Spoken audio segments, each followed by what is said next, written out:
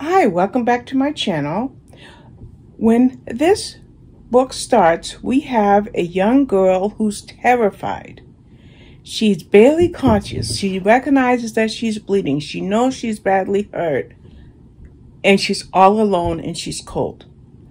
When she starts to come to, she thinks she hears somebody. She actually does. And she reaches out her hand thinking that this person is going to assist her, help her up. Oh, this person doesn't help her up. This person pushes her off a cliff, not like a mountain, a hill, just to her death. She's gone. Then the book shifts over to Kay Sharp. Well, who is Kay Sharp? And what book are we talking about? Well, we're talking about the girl on Wildfire Ridge. That's the ridge, the cliff that I was mentioning. And when we find out who Detective Kay Sharp is, we go back to this series beginning. The series is Detective Kay Sharp, and this is book number 4. The first 3 books I have read, and I'm going to pop those book covers up because I really recommend this entire series. The first one was The Girl on Silent Lake, Beneath Blackwater River, and The Angel Creek Girls. Those are the first 3 books in this series.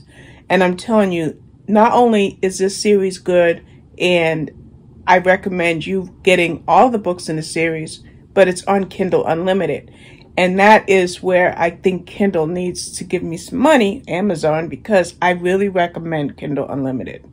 So, who's Kay Sharp again? Well, Kay Sharp is formerly FBI consultant. They're psychologist, special agent, profiler. But now she's a hometown detective. Why is she a hometown detective?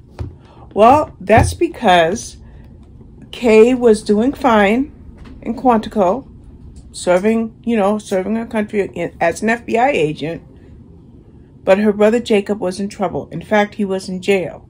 That's in your very first book of the series. Kay goes home to help her brother and take care of the house that they grew up in, which is now her brother's house. Well, not only did Kay never leave her hometown again, but she became a detective for the police force there. Now, in our first chapter in this book, The Girl on Wildfire Ridge, as mentioned, you have this young girl who just lost her life. The next scene shows Kay getting up around 4 or 5 in the morning, and she's doing spackle on her walls. She's redoing her kitchen. She's patching up holes, and when her brother wakes up, she's going to start sanding, and then as soon as all that's done, she's going to totally repaint the kitchen. However, right in the midst of patching up those holes, she starts crying. She freezes and she starts crying.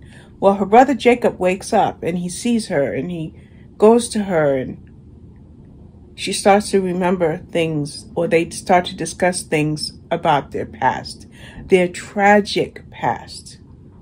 Now, as you read this series, even though each book in this series, including The Girl on Wildfire Ridge, will do perfectly fine as a standalone, but if you were to read the series from the beginning, you know something terrible happened to Kay and to Jacob when they were children.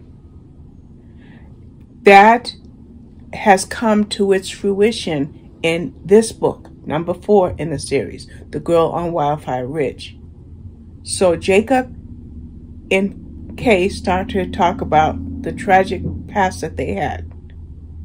And then the next scene is they're about to go to work. Now, when Kay's about to go to work, her partner Elliot is excited for the day to begin because he's enamored by Kay. He doesn't know what it is about her, but he really, really likes her. However, there's a reason that Elliot doesn't let Kay know how he feels.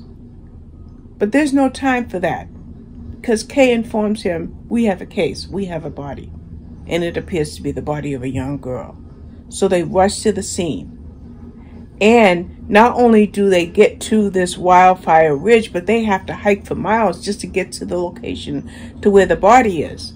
And when they get there, I don't know if they're local police, but they're all proudly happy that they've got 3 men in cuffs. Kay is a profiler, was a profiler, and Kay can ascertain or observe a scene and know some answers right away, lickety-split. The first thing she notices, I'm pretty sure these guys are not the murderers. So, if those 3 young men that were near the body did not kill that girl, who did? And that is the mystery behind the girl on Wildfire Ridge. We clearly know who she is, but we don't know who killed her and why, and if anybody else is going to lose their life in the process.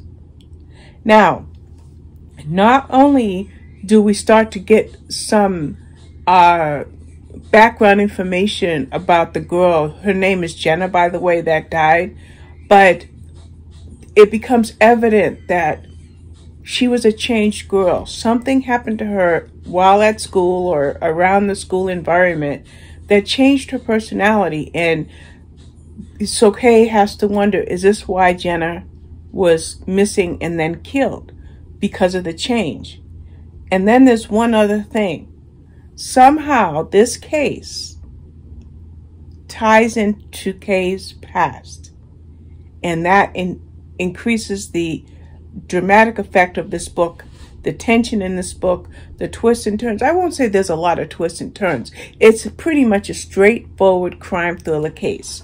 When I say straightforward crime thriller case, you have a murder, you have the detectives, you have the solving of the crime, and you have the killer being caught.